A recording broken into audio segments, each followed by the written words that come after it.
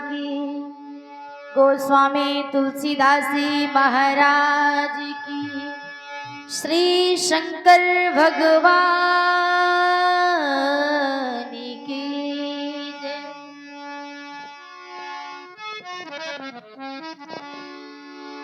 हरे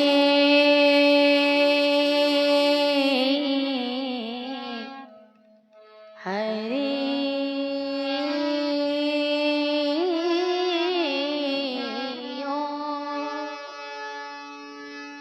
श्री गणेशाय नमः। श्री गुरु चरण कमलेभ्यो नमः।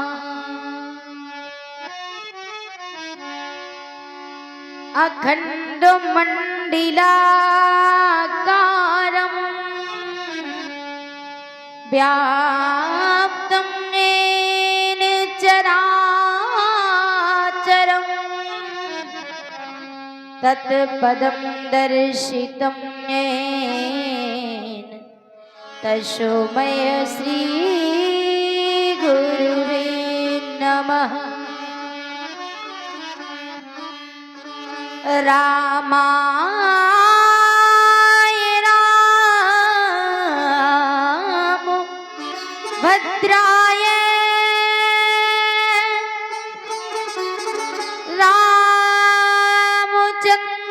रामचंद्राय वेदिषे रघुनाथाय नाथाय श्री सीताय पतये नमः। सरस्वती महामाता वीणा पुस्तक धारिणी अहं शरणं मापिनोमि विद्यादानं देहि मे। या देवी सर्वभूतेषु शक्तिरूपेण संस्थिता नमस्तस्यै नमस्तस्यै नमस्तस्यै नमो नमः। श्री कृष्णाय वासुदेवाय हरये परमात्मने प्रणता क्लेशनाशाय गोविन्दाय नमो नमः। कागा सबतन भाइयों चुने चुने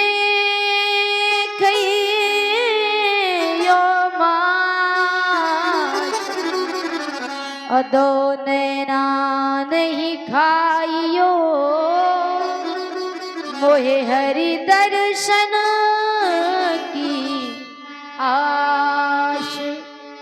जिनकी सेवा भाव सो दृढ़ी हुई श्री राम ऐसे श्री हनुमान जी को मेरा बारंबार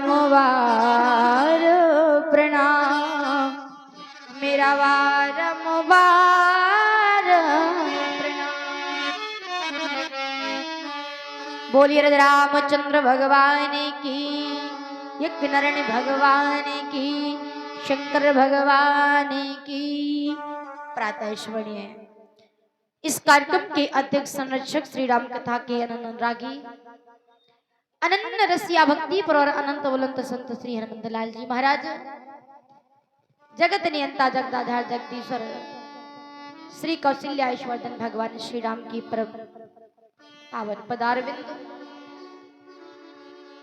कोटि कंदर्प कवनीय कौशल्याश्वर्धन भगवान श्री राम को बार बार प्रणिपात करते हुए आचरण के अनुबंध आत्मा में अमराई के अनितल पर रखत अलौकिक आनंद को अनुमोदित कर अगणित निशों को आकर्षित कर शाश्वत मार्ग हो प्रशस्त कर रहे सभी संत मनीषीगण, मंच रूपी नैया के कुशल खिवैया परम आदरणीय सम्मानीय स्वयं श्रीमद् भागवत कथा के मूर्धन्य विद्वान हैं ऐसे हमारे परम आदरणीय भैया वाजपेयी जी, जिनके मुखारबिंद से मंगल करना कलिमल हरण तुलसी कथा रघुनाथ की ऐसी श्री भरत चरित्र की बड़ी सुंदर महिमा श्रवण कर रहे थे परम आदरणीय परम सम्मानीय किंकर जी महाराज। संगीत पर बड़ा ही सुंदर वादन कर रहे तीनों भैया। आई हुई ममता में करुणा में हल्ला गुल्ला में विशेष सहयोग देने वाली माताओं बहनों, भारत वाटिका के खिले विनोद पुष्प बालक और बालिकाएं, यत्र तत्र सर्वत्र से आए हुए समस्त श्रोता बंधु, आइए हम सब मिलकर के उस परब्रह्म परमात्मा का सुमरण करते हैं, जिसमें मुझ में भी कुछ सुनाने की शक्ति आए और आप लोगों में भी सुनने की शक्ति का संचार हो चुकी। जब तक प्रभु की कृपा नहीं है तब तक पत्ता भी हिलने वाला नहीं है।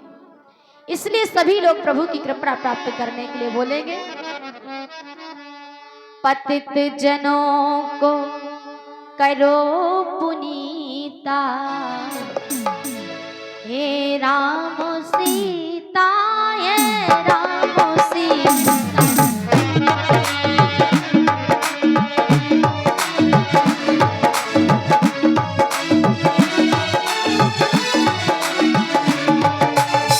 पतित जनों को करो पुनीता, पतित जनों को करो पुनीता, हे राम सीता, हे राम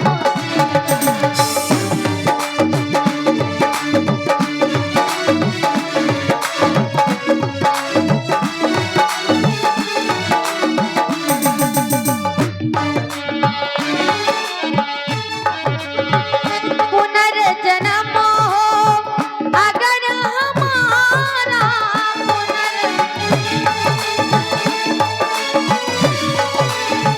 पुनर्जन्म हो अगर हमारा, पुनर्जन्म हो श्वास श्वास रटे नाम तिहारा, श्वास श्वास ये जीवन दो, ये जीवन दो व्यर्थ में बीता, हे राम सीता, हे राम सीता।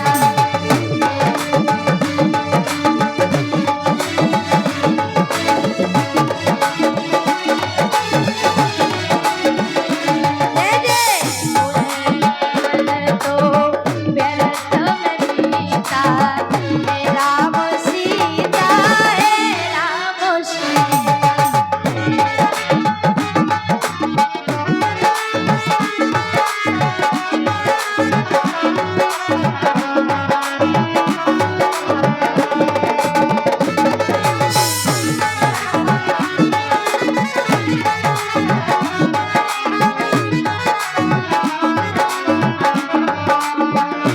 जब जब करने बैठे सुमिरन, जब जब करने, जब जब करने बैठे चिंतन, जब जब करने हम हारे, हाँ हम हारे, चल चल मन जीता, हे राम सीता, हे राम सीता।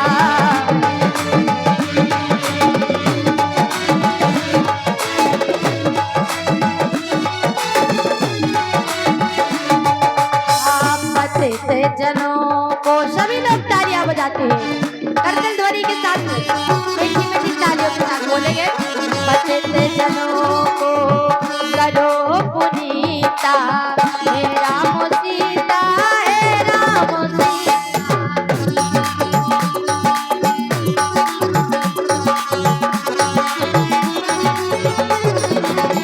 सीता हे राम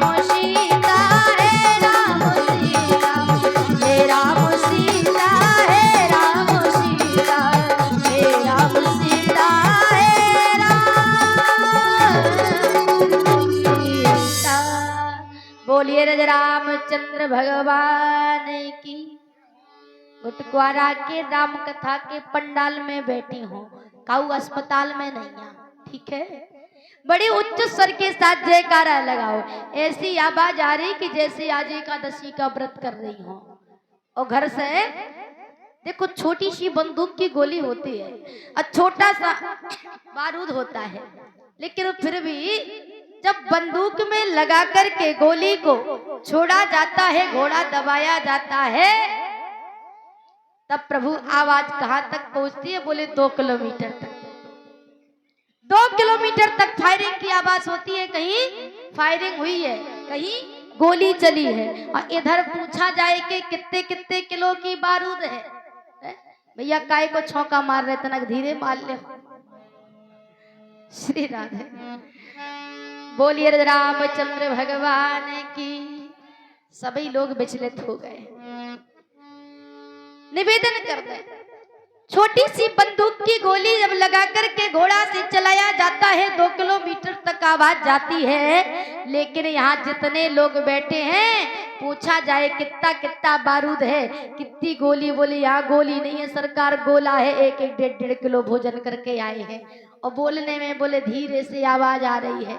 और मैया बहन इनकी तो बातें ही निराली है।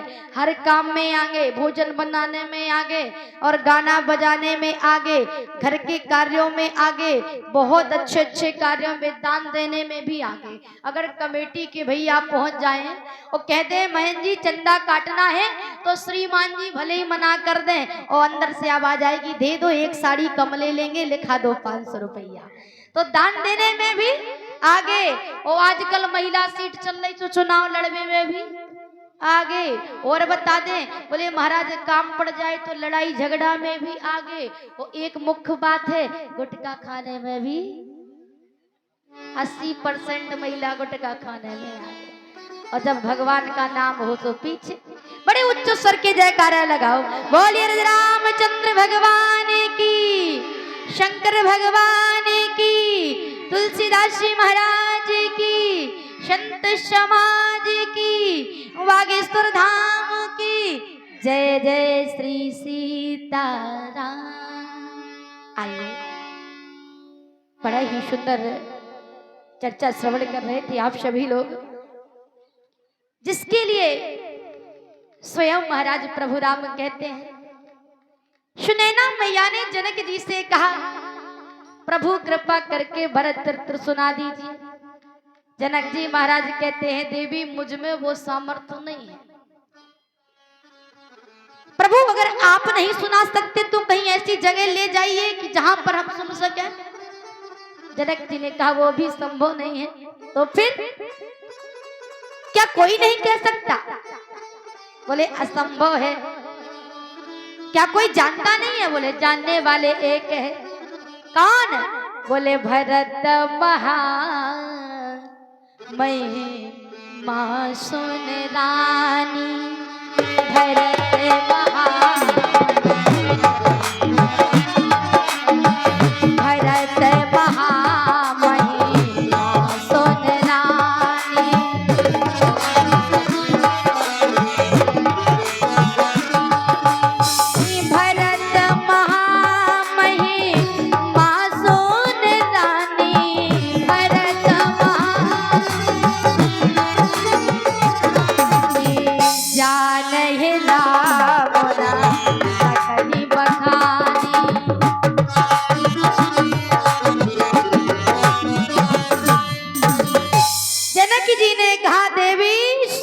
भरत महा महिमा सुन रानी। क्या महिमा है भरत के चरित्र की? बोले एक है संसार में जो जानने वाला कौन?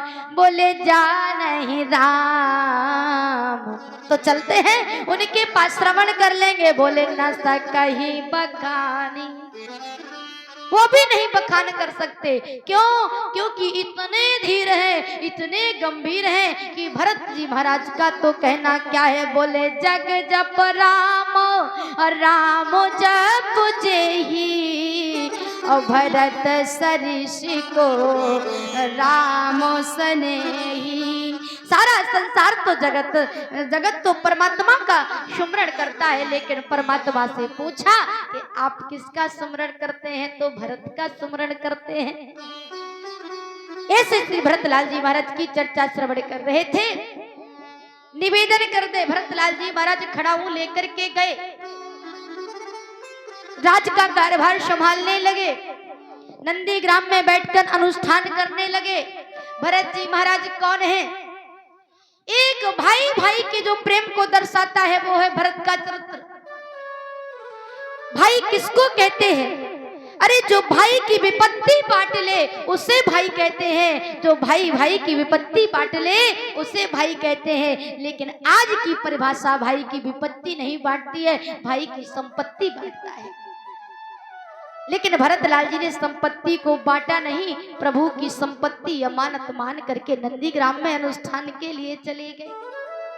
इधर परब्रह्म परमात्मा प्रभु श्री राम, मैया जानकी जी, श्री लखनलाल जी सहित आगे बढ़े। परब्रह्म परमात्मा एक दिन पंचवटी में निवास कर रहे थे और निवास करते हुए प्रभु फूलों से श्रृंगार कर रहे थे मैया जानकी जी का। और श्रृंगार करते हुए जयंत ने देखा, कथा आप सभी लोगों को मालूम है, आया चोच सीता चढ़ चोच हत भागा, पीछे से बाढ़ दौड़ाया, आखिर तौर पर लौट करके आया, प्रभु के पास क्षमा याचना मांगी। एक दिन की बात और आई, गोस्वामी तुलसीदास जी कहते हैं एक पात्र का परिचय देते हैं, और परिचय कैसे दिया? बोले सूप नखा रावण के बहन,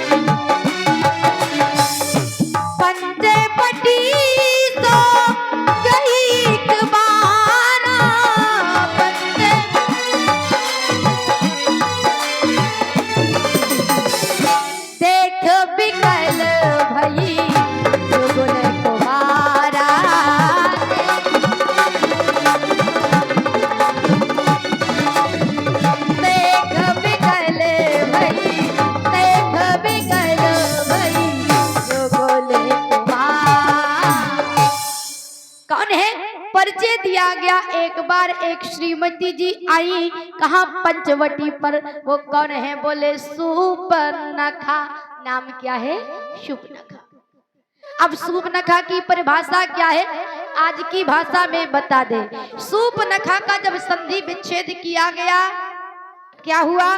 बोले सूप धन नखा। असूप माने बोले कि जो नाज साफ करने वाला, गेहूं साफ करने वाला, चना साफ करने वाला, चावल साफ करने वाला सूप जो होता है, अपनी बुंदेली भाषा में क्या कहते हैं? सूपा, है ना? सूपा जो होता है। तो आज महाराज कहते हैं सूप के जैसे जिसके नाखून हो, सूप नखा, उसी को कहते हैं सूप नखा। अब काऊ से लड़ाई झगड़ा नहीं करने, बस अगल बगल देख लियो कोनो सूप नखा बहन जी बैठी तो नहीं आ, कईयो कछु नहीं, लड़ाई करबे थोड़ी आए, कथा सुनवे आए, 1 घंटा बैठ के चले जाना है।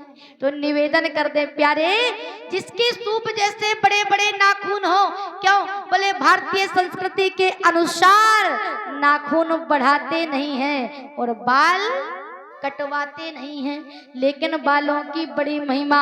आजकल नाखून बड़े बड़े और बाल छोटे छोटे, और इतने छोटे नहीं कि महाराज यहाँ तो फिर भी समझ में आ रहा है, गांव में देहातों में अभी भी संस्कृति चल रही है, अभी भी कुछ मर्यादा में है, लेकिन शहरों में पहुंच जाए तो नहीं पता कि लड़का है कि लड़की, क्योंकि भारतीय संस्कृति का ह्रास हो रहा है, पाश्चात्य संस्कृति की आंधी में उड़ते चले जा रहे हैं। पहनाव बड़ा खतरनाक है, जीन्स पैंट में पहन करके हिप्पी कट बाल कटवा के चलना है, समझ में नहीं आता कि लड़का है कि लड़की। एक जगह शहर में विवाह चल रहा था और उस विवाह में दोनों तरफ से बड़ी आसी समाज जुड़ी हुई थी। पंडित जी आए और पंडित जी आकर के बैठ गए, पूरी शादी करवाई और शादी करवाने के बाद जब मांग भरने की बात आई तो पंडित जी ने कहा, बगल में एक भाई साहब बैठे थे बिल्कुल वैसे ही। कैसे? बोले महाराज जींस पैंट पहने और छोटे छोटे से बाल कटवाकर पंडित जी ने कान में खुसखुसाते भई गई। बोले पंडित जी ने कहा, भाई साहब जरा एक बात बताओ, थोड़ी कंफ्यूज हो रहे। बोले किस बात का कंफ्यूजन? बोले ये बताइए, इसमें अब सिंदूर भरने की बात है, पूरा विवाह तो करा दिया मंत्रों के साथ, लेकिन जा पल्ले नहीं पड़ रही कि इसमें कौन लड़का है कौन लड़की। तो जैसी जिससे पूछा तो आज बड़े भड़क के साथ कमर में हाथ रखा, ए पंडित जी आज तुमने कई सो कई, लेकिन तुम्हारी हिम्मत कैसे पड़ी? बोले हमसे भाई साहब कह रहे, दिखाई नहीं दे रहे हैं, हम बहन जी हैं। बोले कौन सी बहन जी हो? बोले हम लड़की की माँ हैं। कौन है? लड़की की माँ। पंडित जी ने कहा, तभी तो बात समझ में आ गई, अभी तक नहीं समझे थे। अरे जिसकी माँ जींस पैंट और बॉय कटिंग में हो तो लड़की तो होना ही चाहिए। निवेदन कर दें, आज की संस्कृति का पहनावा बड़ा उल्टा पुल्टा है महाराज। क्या बात है, पहले घूंघट में माताएं चला करती थी, आज भी चल रही हैं। देखिए ये माताएं बैठी हैं, गांव में अभी भी संस्कृति है, अभी भी हमारे यहाँ मर्यादा है, लेकिन अब बोले महाराज क्या संस्कृति चल रही है।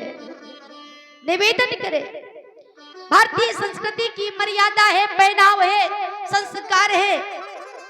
सूपनखा आई, परिचय दिया गया। सूपनखा क्या है? बोले सूपनखा को अध्यात्म में कहा जाता है आसक्ति, और आसक्ति का मतलब है, बोले ये कभी भी आसक्ति, किसी समय पर भी आसक्ति और किसी पर भी आसक्ति, क्योंकि ये है आसक्ति। सूपनखा गई और देख चुक देख बिकल भई जुगल कुमारा।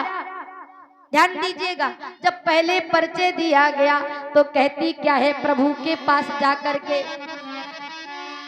सूपनखा ने अपने स्वरूप को संभाला। सामने से देखा कि राम जी खड़े हैं, लक्ष्मण जी खड़े हैं, राक्षसी वेश में गई तो वहां से टिकट जल्दी कट जाएगा। तो किया क्या? बोले ब्यूटी पार्लर में तैयार होने के लिए गई। अब ब्यूटी पार्लर में महाराज ऐसो ब्यूटी पार्लर चलत की करिया को भी अच्छे अच्छे करियन को गोरो बना देते। लेकिन ये तो बाद में पता चलता है। एक का विवाह हुआ और विवाह के बाद बढ़िया से जयमाला डल के विवाह हुआ, लेकिन जब वो दूल्हा घर पे गया और दूसरे दिन जैसे ही मेकअप धुला तो मेकअप धुलने के बाद उन्होंने बहू को देखा तो सब चक्कर खा के गिर गए, लेकिन किया कुछ नहीं। और गया जाकर के एक डिब्बे में, कौन से डिब्बे में? बोले आईफोन के डिब्बे में, और जाकर के नोकिया का सेट देकर के आया, प्रीपेड मोबाइल। पार्लर वाली ने कहा, भाई साहब ये किस लिए? बोले आपने हमारी दुल्हन को तैयार बड़े अच्छे से किया है इसलिए।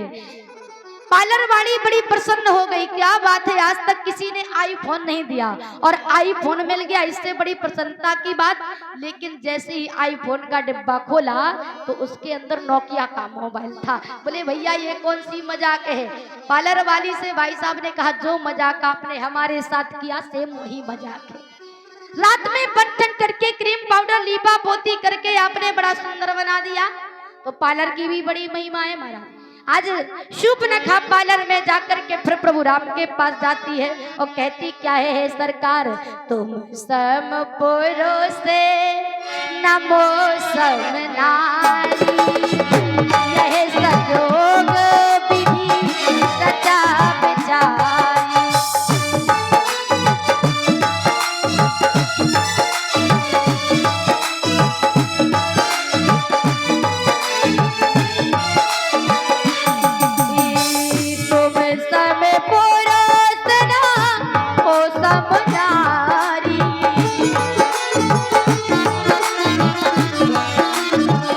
यह संयोग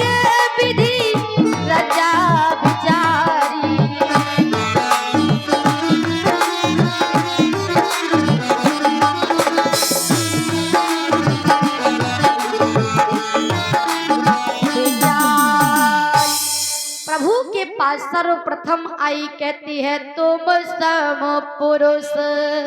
ध्यान दीजिएगा, हमारे भारतीय संस्कृति की एक विशेषता है, आप लोग जानिएगा, जब बच्ची का जन्म होता है, जब तक विवाह नहीं होता तब तक उस लड़की को क्या कहते हैं? कंवारी कहते हैं। कहते हैं कि नहीं? कंवारी। लेकिन विवाह हो जाने के बाद कहते हैं क्या? नारी। और जब बच्चे हो जाते हैं तो क्या कहते हैं? मातारी। 3 रूप होते हैं माताओं के। लेकिन महाराज ये सूर्पनखा उल्टी पुल्टी हो करके आई। कैसे आई? जब राम जी के पास आई तो परिचय क्या हुआ? बोले तुम सम पुरुष नमो सम नारी। पहले नारी बन के आई। क्यों? क्या भारतीय संस्कृति में हो सकता है? बोले कभी नहीं हो सकता। भारतीय संस्कृति वो मर्यादित संस्कृति है, यहाँ अधर्म नहीं हो सकता। ये अगर अधर्म कर रही है, कुछ बता रही, तो ये हमारे यहाँ की नहीं है। कहाँ की है? विदेश की है, विदेश से आई है। और जहां तक विदेश की बात है तो निवेदन कर दूं, जब एक बार विवेकानंद जी विदेश गए और सम्मेलन चल रहा था, विद्वानों की संगोष्ठी हो रही थी, तो विद्वानों की संगोष्ठी में अपने अपने जो देश के थे सब अपना अपना उद्बोधन कर रहे थे। कोई कहता है हमारे देश की महिलाएं चंद्रयान तक जाती हैं, कोई कहती है हमारे देश की महिलाएं ये करती हैं, कोई कहता है वो करती हैं। और सब जैसी विवेकानंद जी चुप रहे। तो विवेकानंद जी चुप रहे, सब हंसने लगे। बोले महाराज हमारे यहाँ की महिलाएं कितनी अप टू डेट हैं, सब कुछ कर सकती हैं, लेकिन भारत की महिलाएं बड़ी कमजोर है, कुछ नहीं कर पाती। केवल वो तो बच्चे पालना जानती हैं, कपड़े धोना जानती हैं, भोजन बनाना जानती हैं। इसीलिए विवेकानंद जी शांत बैठे हैं। विवेकानंद जी सबकी सुनते रहे और सुनने के बाद कहते हैं, हे सज्जनों, हे विद्वानों, सभी लोग ध्यान पूर्वक सुनना। मेरे भारत की महिला भोजन बनाना जानती है, मेरे भारत की महिला कपड़े धोना जानती है, मेरे भारत की महिला बच्चे पैदा करना जानती है, मेरे भारत की महिला बच्चों को पालना जानती है।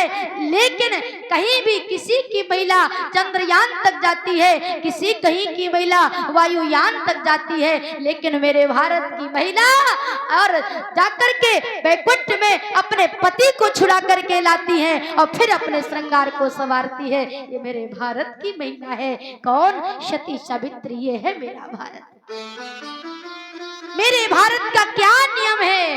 विवेकानंद जी आगे बढ़े। विवेकानंद जी ने देखा एक वहां की विदेश की महिला अपने पति के कब्र में बिजन डुला रही है, तो लोगों ने देखा, बड़े आश्चर्यचकित हुए। विवेकानंद जी साष्टांग दंडवत प्रणाम करने लगे। सती ने कहा, महाराज आप मुझे प्रणाम क्यों कर रहे हैं? उस महिला ने कहा, बोले मैंने तो सोचा था कि भारत महान है, लेकिन यहाँ आके लगा आपकी संस्कृति क्या महान है। मेरे भारत की महिला तो जिंदा जीते जी पति के चरण दबाती है, भोजन बनाती है, सेवा करती है, लेकिन यहाँ तो मरने के बाद आप बिजन डुला रही हो, कब्र में इतनी सेवा करती हो, इतनी सती हो। वो महिला हंसने लगी। महाराज ऐसा वैसा कुछ नहीं है। तो बोले ये बिजन क्यों डुला रही हो? बोले उसका कारण है महाराज कि जब तक हमारे पति की मर जाने के बाद वो कब्र नहीं सूख जाती है, तब तक हम दूसरा पति से विवाह नहीं कर सकते। हम इसीलिए बिजन डुला रहे, कब कब्र सूखे और कब हम दूसरा पति करें। ये विदेश की महिला है। तब विवेकानंद जी ने कहा, सुनो भक्तों, सुनो विद्वानों, भारत की महिला कौन है और विदेश की महिला कौन है? बोले विदेश की महिला है चीनी मिट्टी का कप। हमारे घरों में चीनी मिट्टी का कप होता है ना, चाय पीते हैं, धुल करके साफ करके रख देते हैं, दोबारा मेहमान आता है फिर से पिला देते हैं। तो विदेश की महिला है चीनी मिट्टी का कप, जिसको धुलकर दोबारा इस्तेमाल करते हैं। लेकिन भारत की महिला है मिट्टी का कुल्हड़, जो कि एक बार किसी के होठों में लग जाने के बाद टूटना पसंद करता है, किसी और के होठों में लगना पसंद नहीं करता। ये भारत की संस्कृति है, ये भारत की महिला है। शूर्पणखा आई। शूर्पणखा कौन है? बोले शूर्पणखा परिचय दिया गया नारी। ये पहले बन गई नारी और बाद में बनती है क्या? कंवारी, क्योंकि ये विदेश की महिला है। प्रभु के पास आई और कहती है सरकार तुम सम पुरुष ना मौसम ना,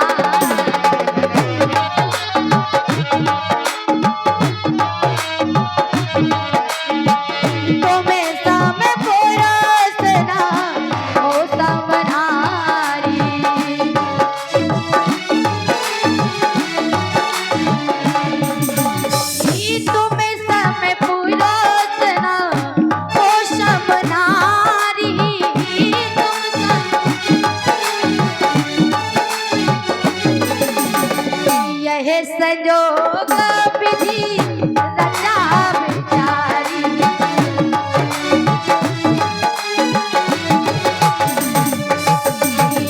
यह संजोग विधि रचा बिचारी। आज महिला, भारत की महिला नहीं विदेश की महिला शूर्पणखा जी आई और प्रभु के पास कहती हैं तुम सम पुरुष। उसका अध्यात्म भाव भी संत महात्मा कहते हैं। ये तो रहा, लेकिन अध्यात्म भाव क्या कहता है? शूर्पणखा ने जो कहा एकदम यथार्थ कहा, एकदम सही कहा, तुम सम पुरुष, ना तुम्हारे जैसा पुरुष है। बोले क्यों? क्योंकि तुम्हारा भी काम है क्या? निश्चर ही ने करो मही अभुज उठाय प्रण कीन। तुम्हारा भी काम है दुष्टों का विनाश करना और मेरा भी काम है रावण के कुल का विनाश करवा देना। और जब तक मैं विनाश नहीं करवा दूंगी तब तक चैन से नहीं जीऊंगी। इसलिए तुम सम पुरुष नमो सम नारी, यह संजोग विधि रचा बिचारी। राम जी ने कहा प्रस्ताव तो बहुत अच्छा है, लेकिन कितना है?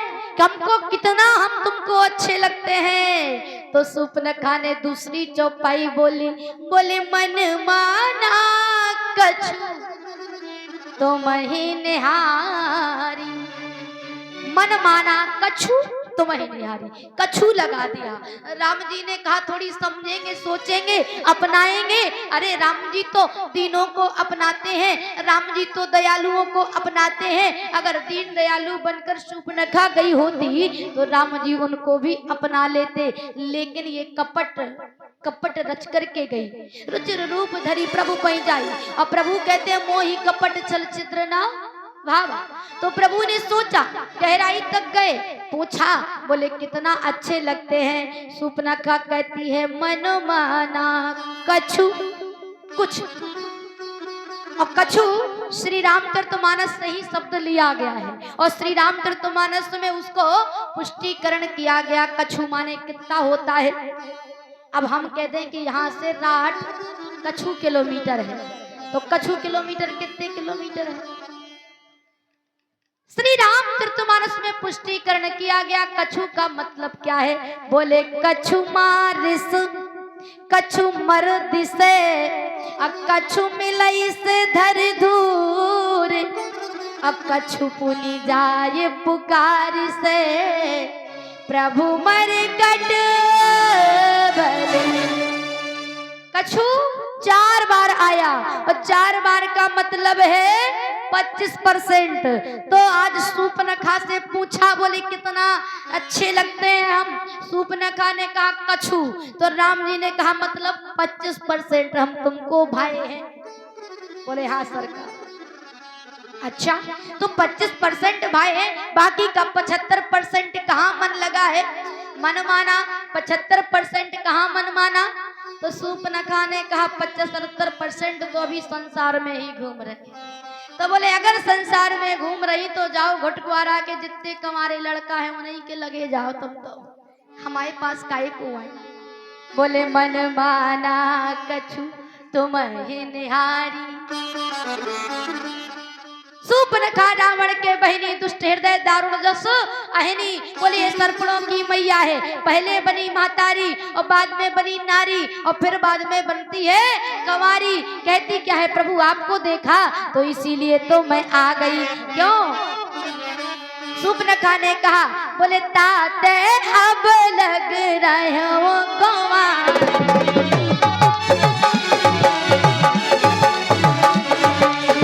ताते अब लग रहे हो कुंवार,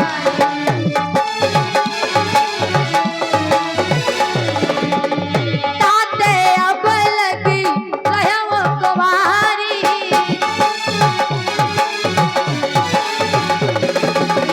मन माना कछु तुम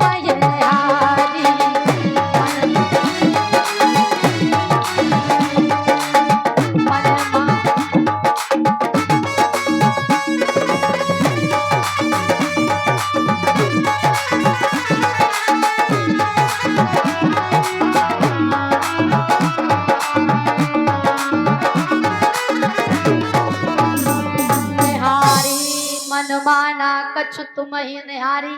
राम जी ने कहा तो बहन जी थोड़ा आगे बढ़ जाओ।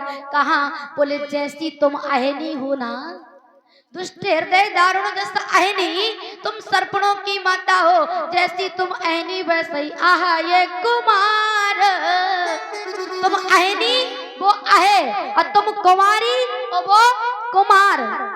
लक्ष्मण जी कुमार नहीं थे, विवाह हो गया है, लेकिन जैसी सूर्पनखा कुमारी बन के आई सो वैसे ही बोले लक्ष्मण जी भी हैं, आहा ये कुमार मोर लघु भ्राता, उसके पास चली जाओ, हो सकता है कि तुम्हारा प्रस्ताव स्वीकार कर ले। सूर्पनखा लक्ष्मण जी के पास गई, देखो छोटे सरकार, आप हमें अपने से विवाह कर लो, हम आपके पास प्रेम प्रस्ताव लेकर के आए हैं। लक्ष्मण जी ने कहा, सुंदरी तुम क्या बनना चाहती हो? बोले हम तुम्हारी रानी बनना चाहते हैं। लक्ष्मण जी ने कहा, देखो भाई मैं राजा ही नहीं हूं तो तुम रानी क्या बनोगी? बोले क्यों? क्योंकि मैं हूं सेवक, और सेवक की बननी पड़ेगी सेविका, जंगल से लकड़ी भी काटना पड़ेगा, प्रभु की चरण भी दबाने पड़ेंगे, और अगर महारानी बनना चाहती हो तो महाराज के पास जाओ। राम जी कभी लक्ष्मण की ओर, लक्ष्मण जी कभी राम जी की ओर, और 2-3 चक्कर लगवाए। सूर्पनखा ने पॉइंट पकड़ लिया। सूर्पनखा कहती है कारण कोई और नहीं, यही खड़ी है जो सुंदरी, बस सीता ही कारण है।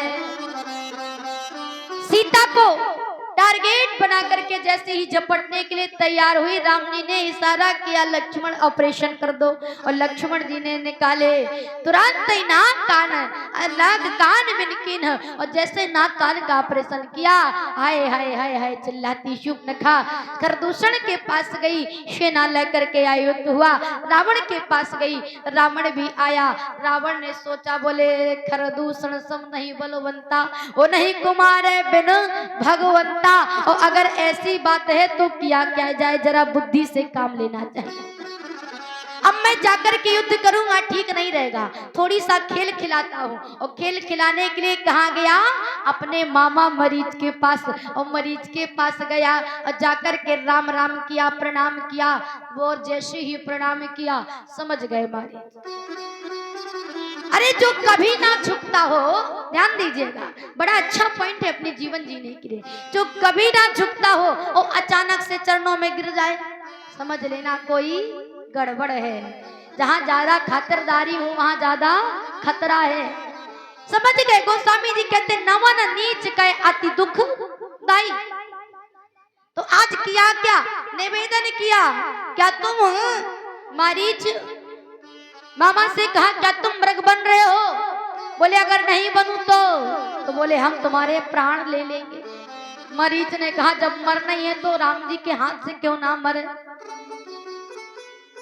जा रहा हूं उन्हीं के दर्शन करूंगा, उन्हीं के हाथों से प्राणांत होगा। दौड़ा दौड़ा मरीच गया, सोने का मृग बन गया। मैया जानकी जी ने देखा तो कहने लगी, हे प्रभु देखिए जरा सामने कितना प्यारा मृग है, कंचन मृग है, सोने का मृग है। अरे सुनहु देव रघुबीर कृपा,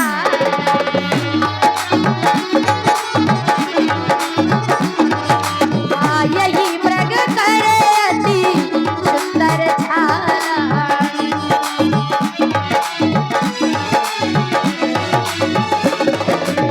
यही मृग करे अति सुंदर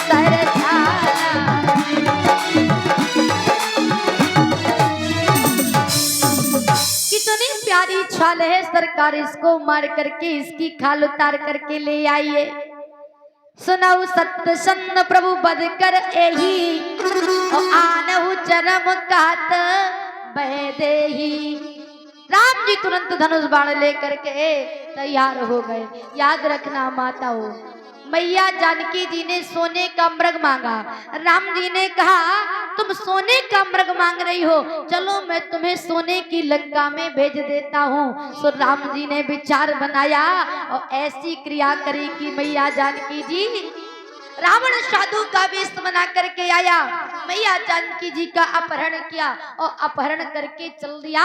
आकाश मार्ग से जा रहा था। एक बड़ी प्यारी चौपाई है, 15-20 मिनट की चर्चा है, कर दें निवेदन करें। गोस्वामी तुलसीदास जी लिख रहे हैं, भैया ध्यान देना। परहित बस जिनके मन माई, तिन्हें कहूँ जगे दूरे अब कछुना।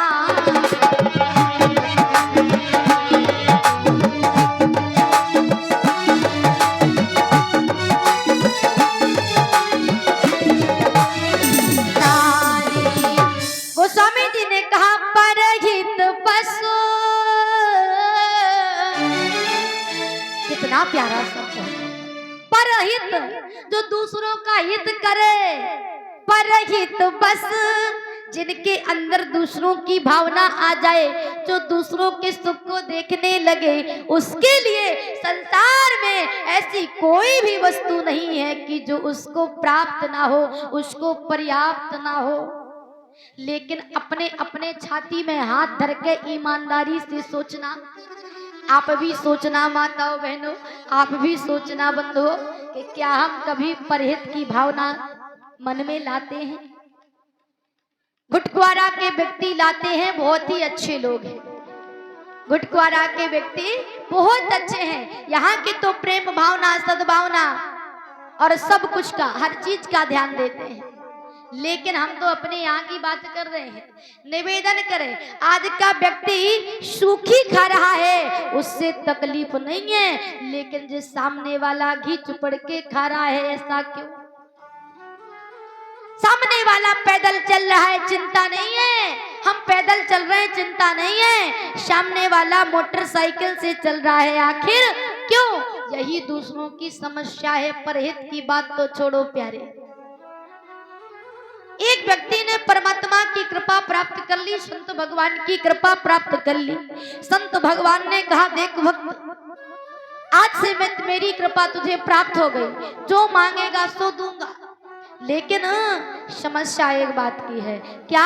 बोले जितना तुम्हें मिलेगा ओ जिज्जी हर उतना देख, दरबार बंद कर दो, फिर घरे जाके तो दरबार ही में चुटोरा नहीं। देखो कितना खतरनाक मोह बना रही राम। असर ही नहीं।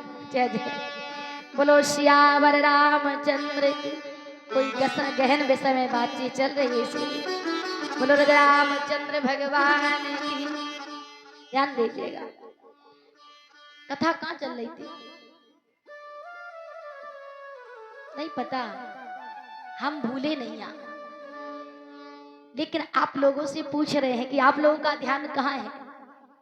व्यक्ति गया, संत की कृपा प्राप्त हो गई, और संत की कृपा प्राप्त हो गई। संत जी ने कहा, जो मांगोगे सो मिलेगा, लेकिन सामने वाले को दुगना मिलेगा। व्यक्ति गया, घर पे जाकर के सोचा, संत भगवान को याद किया। कच्चे मकान थे, बोले महाराज मेरा थोड़ी पक्का मकान खड़ा हो जाए तो समस्या दूर हो जाए। बढ़िया सा महल बनकर के तैयार हो गया। अब दरवाजे से बाहर निकला तो देखा सामने वाले के यहाँ दो दो मकान। दिमाग चलाया, पूरी रात परेशान हो गया। फिर से संत भगवान का ध्यान किया। जो वस्तु मांगता, कपड़े मांगता, गाड़ी घोड़ा, सोना चांदी जेवरात, स्वयं तो मिल जाता, सामने वाले को 2 गुना मिल जाता।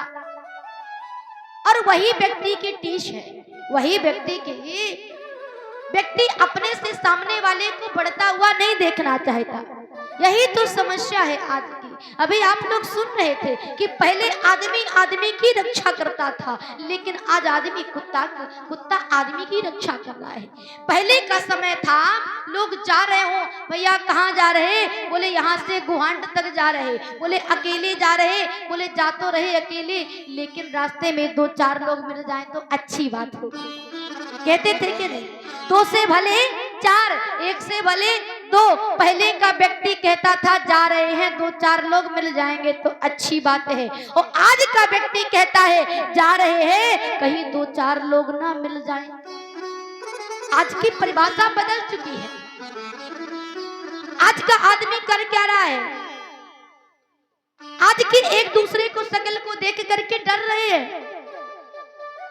आदमी की शकल से अब डर रहा है आदमी, और आदमी ही मारता है, मर रहा है आदमी। आदमी को लूट कर आदमी ही लूट रहा है, लूट रहा है आदमी, और आदमी को लूट कर घर भर रहा है आदमी। और कोई नहीं है, सब आदमी एक दूसरे की ईर्ष्या में लगे हुए हैं। ईर्ष्या रूपी जो खतरनाक राक्षस हृदय में विराजमान है, यही सबसे बड़ी विडंबना है। बाहर से काटता है मच्छर, तो मच्छर के लिए तो ऑल आउट लगा लेंगे, मच्छर के लिए तो मोर्टीन लगा लेंगे। जो अंदर का है मच्छर, वो किसी ऑल आउट या अगरबत्ती से दूर होने वाला नहीं है। ये तो रामचरितमानस की कथा सुनने से ही दूर होगा। उस व्यक्ति ने सोचा मकान, दुकान, घोड़ा, गाड़ी, सोना, चांदी, जेवरात सब मांगे, सामने वाले को दुगना मिल गया, क्या करूं? उसने दिमाग लगाया और भगवान महाराज संत भगवान का ध्यान किया और कहता है संत भगवान मेरे दरवाजे के जस्ट सामने एक कुआं खुद जाए। क्या खुद जाए? कुआं। हमारे दरवाजे के सामने एक कुआं खुद जाए। देखा, निकला तो सामने एक कुआं और सामने वाले के यहाँ 2-2 कुआं।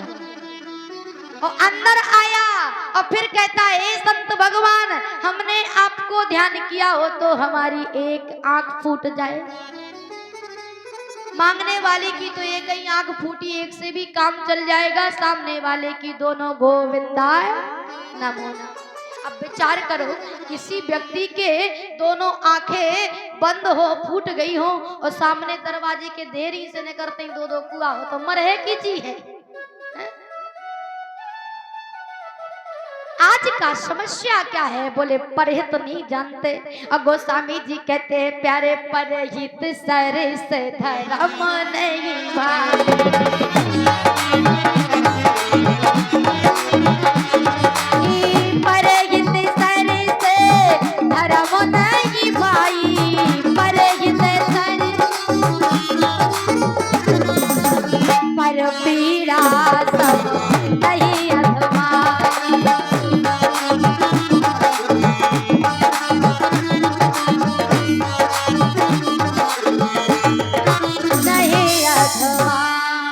परहित सरिस। अच्छा बताओ भाई, परहित की भावना कौन जाता है? हम इंसान नहीं जानते तो नहीं जानते, लेकिन रामचरितमानस में एक ऐसा पक्षी है जो परहित जानता है। जब जानकी जी का हरण करके चले तो कौन मिला?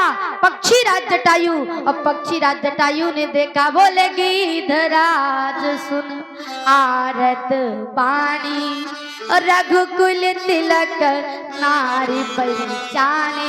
गीधराज ने आवाज सुनी, किसकी? बोले मैया जानकी जी करुण क्रंदन कर रही हैं, हे राम हे राम हे लक्ष्मण बचाओ। गीधराज ने सुना तो गीधराज जी आज वहीं से देखा कौन है ये, और देखते हुए आवाज लगा दिया, अरे रे रे दुष्ट ठाड़ किन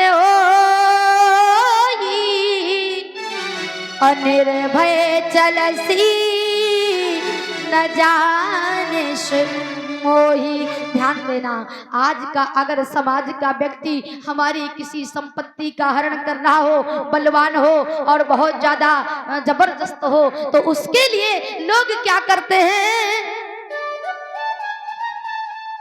निवेदन करें।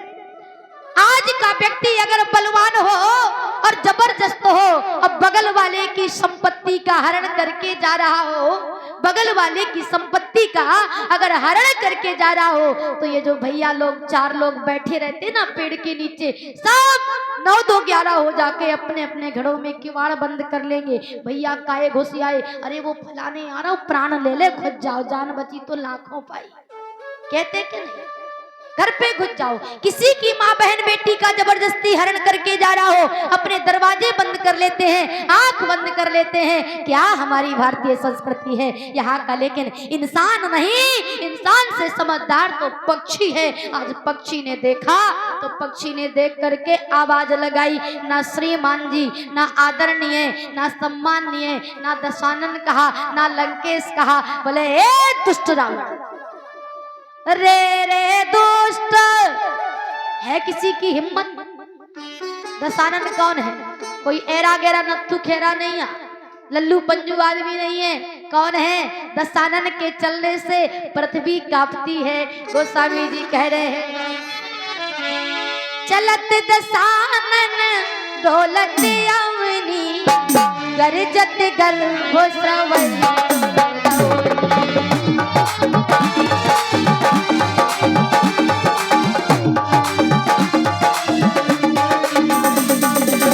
गरजत गर्भ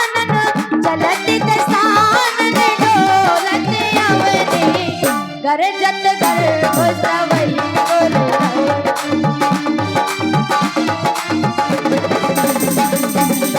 गरजत गर्भ स्रवई सुर, गरजत गर्भ स्रवई सुर।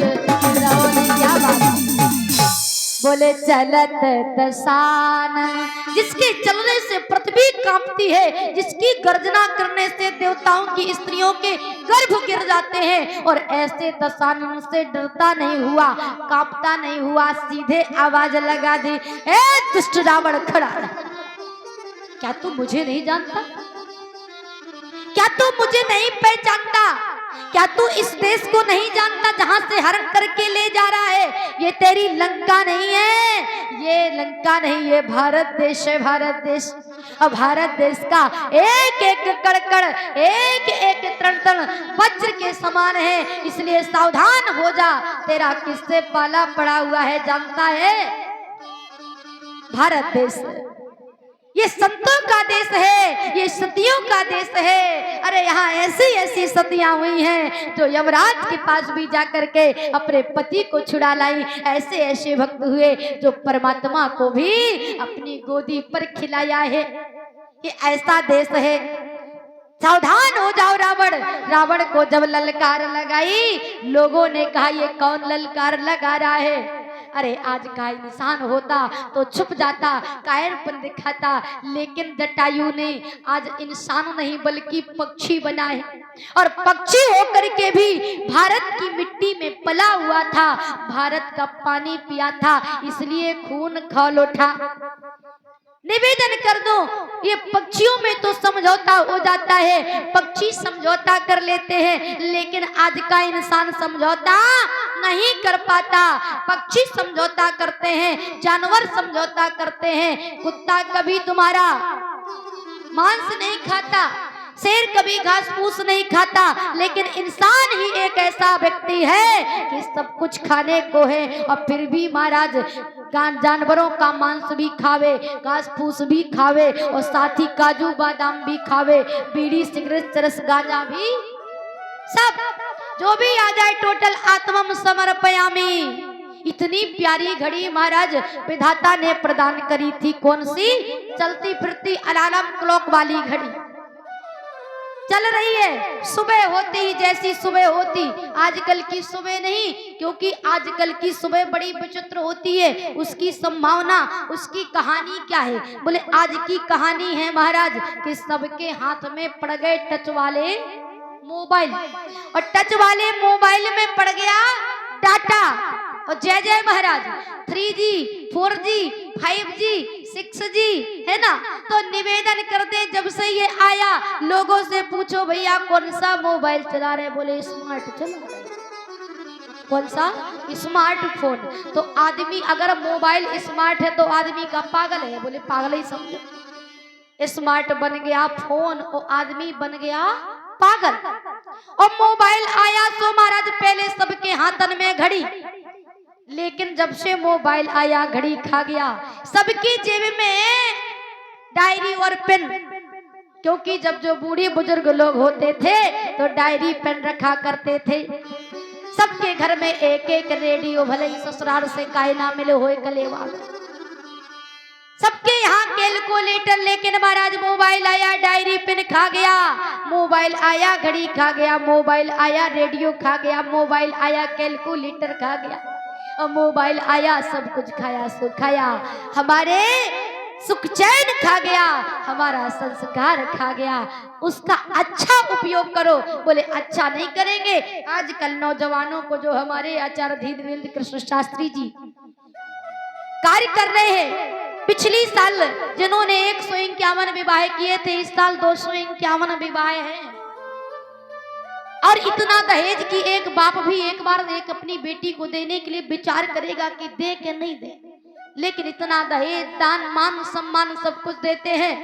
किस उम्र में? बोले इसी 28 से 30 की उम्र में, जो आजकल का नवयुवक मोबाइल में रील बनाते मिलता है। और लड़का तो लड़का जिज्जी हरे ज्यादा रील बनाती मोबाइल में। निवेदन करें, बड़ी सुंदर घड़ी प्रदान करी थी और मोबाइल की रील तो गई महाराज कैसे। बोली ये जो डाटा है ना, घर में आटा ना हो तो चल जाएगा, लेकिन मोबाइल में डाटा ना हो तो चलने वालों नहीं।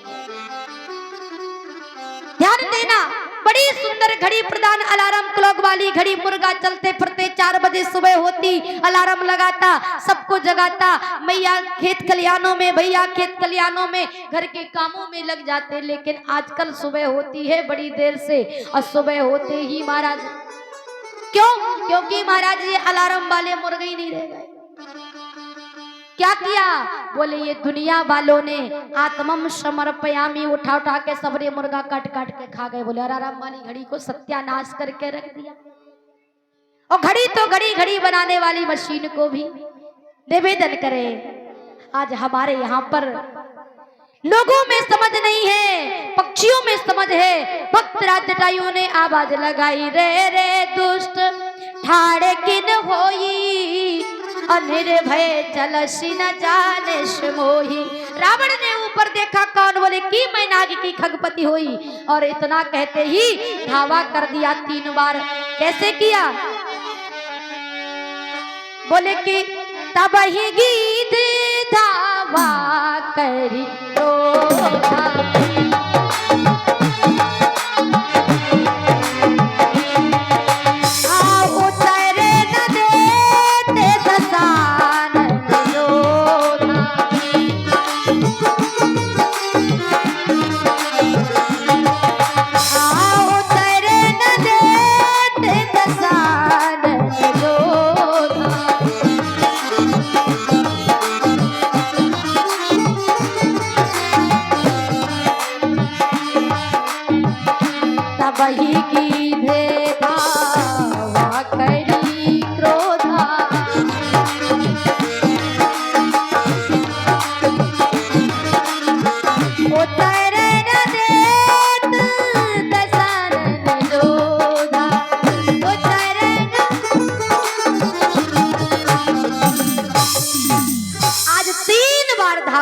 जटायु ने। जैसे पर्वत के ऊपर ओले गिरते हो, पानी गिरते हो, छूट पभी पर्वत महू जैसे छूटा। छूट करके रावण को चोचो से मार मार के एक दंड के लिए मूर्छित कर दिया। चोचन मार बिदार सुदेही, एक दंड मूर्छा भई तेही। चाहता तो मार डालता, नोच नोच करके चाहता तो मार डालता, लेकिन जटायु ने कहा हमारे यहाँ का धर्म नहीं है, हमारे यहाँ की रीति नहीं है। हमारे भारत का धर्म है कि किसी पक्षी हो या कोई इंसान हो जिससे हम लड़ना चाहते हैं तो हमारे यहाँ पीठ पे वार नहीं किया जाता, बल्कि सामने से बहादुरी से सीने पर वार किया जाता। यही भारत का धर्म है। लेकिन रावण को जब होश आया, भारत का पक्षी तो भारत के धर्म को जानता है, लेकिन विदेशी रावण ने लंका की अनीत दिखा दी। और जैसी होश आया तो होश आते ही बोले निकाली अपनी तलवार, और तलवार निकाल करके खग के पंखे काट दिए। काट सुपंख परा खग धरनी, सुमिर राम करी अद्भुत करनी। और जैसे पंखे काट दिए, उठाया मैया जानकी जी को रथ पर बैठाया और चल दिया। लेकिन जैसे ही चला तो चलते चलते यहाँ जटायु आवाज लगा रहा है, हा राम हा राम हा राम। और राम जी उधर से चले आ रहे हैं सीता जी की खोज में। किससे पूछ रहे हैं? बोले हे खग मृग हे मधुकर श्रेणी, हे खग मृग, हे खग मृग हे मधुकर श्रेणी।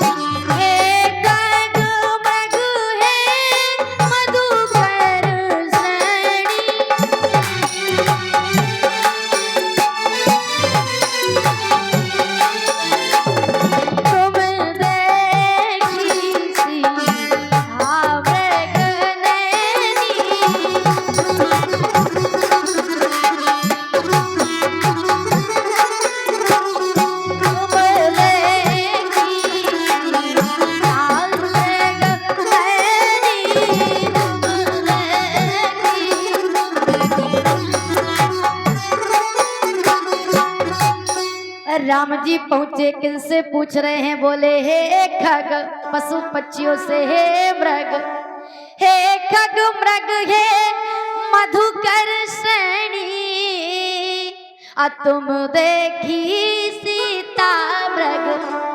पशु पक्षियों से, पेड़ पौधों से, पहाड़ों से, पर्वतों से, जंगलों से, वनों से पूछते चले आ रहे हैं। आगे पहुंचे, गोस्वामी जी कहते हैं आगे परा गीधपति देखा। लोगों ने कहा महाराज समस्या पैदा हो गई। राम जी को जहां देखा गया आगे, बोले आगे राम लखन मुनि पाछे, और इधर बोले कि आगे चले बहुरी रघुराया। और लेकिन यहाँ राम जी आगे नहीं, कौन है आगे? बोले भक्तराज जटायु आगे है। क्या कारण है? बोले महाराज वैसे तो भगवान आगे रहते हैं, लेकिन जब भक्त से सामना होता है तो भक्त की आज कुर्बानी देते हुए देखते हुए परब्रह्म परमात्मा पीछे और भक्त आगे हो गए। आगे पड़ा गीधपति देखा, सुमरत राम चरण जिन रेखा। राम जी ने देखा, पूछा, बोले पहुंची ये वाणी प्रेम भरी मरने वाले के कानों में, बोलो बोलो हे उपकारी किसने पीड़ा दी प्राणों में। जटायु ने कहा सरकार बता दूं? बोले बता दो नाथ दशानन, यही गत कीन्ही अतहि खल जनक सुता हरली। अच्छा माताओं बैठ जाओ, तनक देर का जीजा तू आ गए का? कहूँ जाने है? अरे राम राम, ठीक है दूसरे गांव की हैं, कोई बात नहीं। बोलो राजा रामचंद्र भगवान की। 5 ही मिनट में कथा को विराम दे रहे हैं, क्या करें मजबूरी है। अगर यही गांव की होती तो हम तो बैठा लेते दाप के कि बैठ जाओ, अब जाने दूर है। बोलो राजा रामचंद्र भगवान की। आए जटायु से पूछा, जटायु कहता नाथ दशानन सरकार ये स्तुति दशानन ने कर दी है, और दूसरी अर्धाली में कहता तही खल। राम जी ने कहा भैया जब बात समझ में नहीं आई, एक तरफ दशानन दूसरी तरफ खल। बोले उसका भी कारण है। दशानन इसीलिए कहता हूँ क्योंकि मैं आकाश मार्ग में उड़ रहा था, पक्षी मेरा जीवन था और मांस खाना मेरा काम था।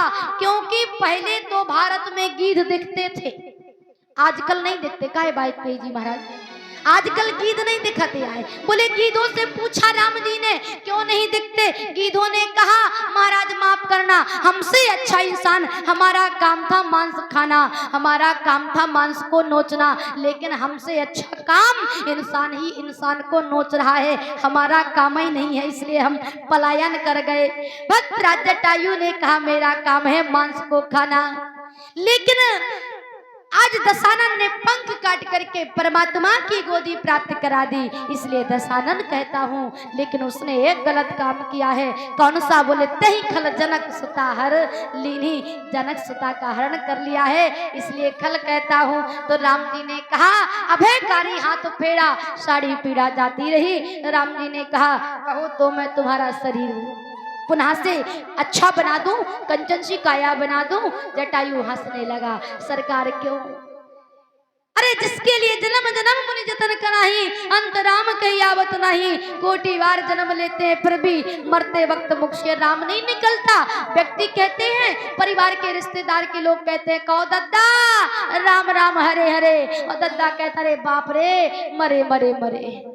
दद्दा के मुंह से राम राम नहीं निकलती है। तो बोले अंत राम कही आवत नहीं, और राम का मुख में नाम तो ठीक ही है, राम जी गोदी में लिए हैं, इससे अच्छी मौत किसकी होगी। हाँ अगर दोबारा आना चाहे, राम जी ने कहा व्यस्तता है जीवन में, दोबारा के लिए नहीं बता सकते, तो फिर इसी जन्म में जाने दीजिए सरकार। राम जी ने कहा मांग लो। बोले सरकार क्या मांग लूं, आप तो बिल्कुल खाली हो गए। बोले क्यों? हमारे पास क्या नहीं है? बोले आपके पास होगा क्या? बोले बहुत कुछ था लेकिन अब नहीं है। क्या नहीं है? राम जी ने कहा समझ में नहीं आई। बोले आपने मुझे गोद में ले लिया है, और हमारे व्यवहारिक भाषा में अगर कोई किसी को गोद ले लेता है ना, कहीं हमने जो लड़का गोदी में लिया और गोद में ले लिया तो सारी संपत्ति उत्तराधिकारी उसकी हो जाती है, बेटा हो चाहे बेटी हो।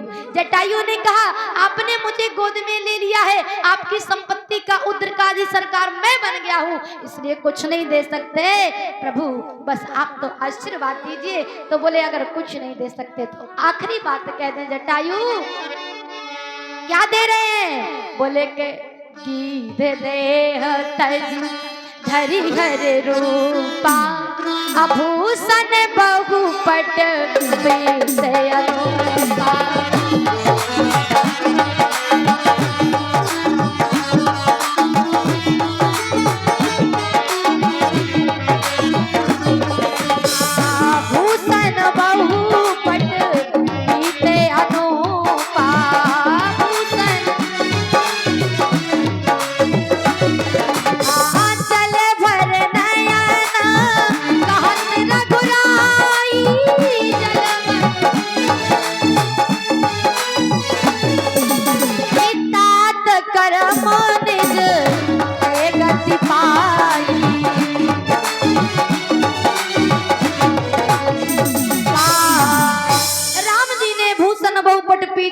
स्वरूप दिया।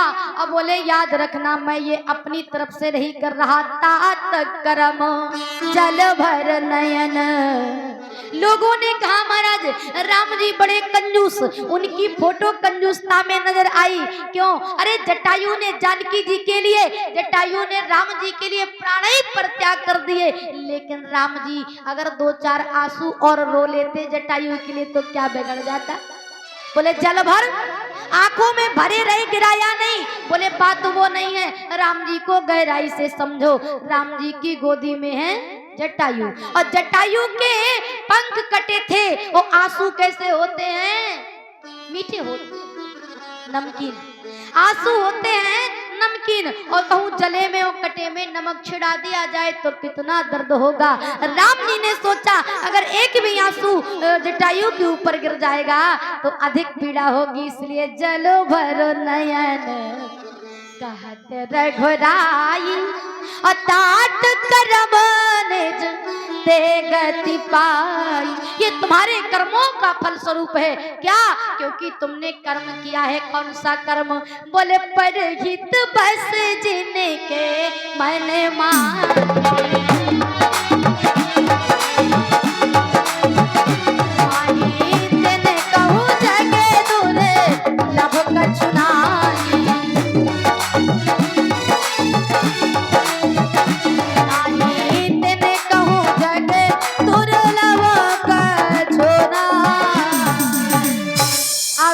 भगति मांग पर अरे गीत गयहु हरिधाम। पक्षी है, कहीं भी डला रहता, कहीं भी सड़ा रहता, कहीं भी पड़ा रहता, लेकिन यही तो परहित की भावना का फल स्वरूप मिला कि जो पिता जिनके चार चार पुत्र हैं, अंतिम क्रिया करने के लिए कोई बेटा नहीं था महाराज दशरथ जी को, और आज राम जी बेटा बनकर जटायु के पास आए और अंतिम क्रिया करी। अविरल भगति मांग बर अधीध गयहु हरिधाम, अतिन की क्रिया यथोचित निज कर राम, निज कर कीनी राम। बोलिए श्यावर रामचंद्र भगवान की। 2 बार हरिनाम संकीर्तन। और कल का ही समय है, हमारे आदरणीय दाऊ जी ने कहा कि आप आ जाइए, तो 4 दिन का था लेकिन नहीं आ पाए। नन्ना जी का फोन पहुंचा कि आपको आना ही आना है, पिछले बार 2 दिन के लिए आए थे ना, इसलिए आप सब लोगों का अनुरोध हुआ तो हमने कहा हम कहाँ के वक्ता, हम तो आपके बेटी जैसी हैं और घुटकुआरा गांव हमारे लिए बहुत खास है, इसलिए हम आएंगे। और कल का समय और है, आप लोगों से निवेदन है कल भी आप लोग भारी से भारी संख्या में आवे और आकर के अपने जीवन को सफल बनाएं। आइए 2 बार है नाम संकीर्तन। अरे आते भी राम बोलो, जाते भी राम बोलो, सुबह और शाम बोलो राम राम।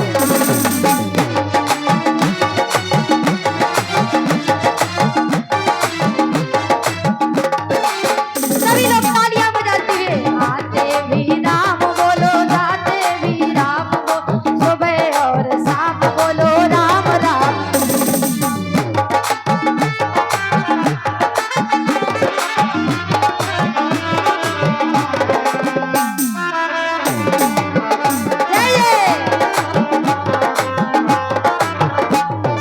सुबह और शाम बोलो राम राम राम, बोलो राम राम राम, बोलो राम राम राम। बोलिए श्यावर रामचंद्र भगवान की, हनुमान जी महाराज की।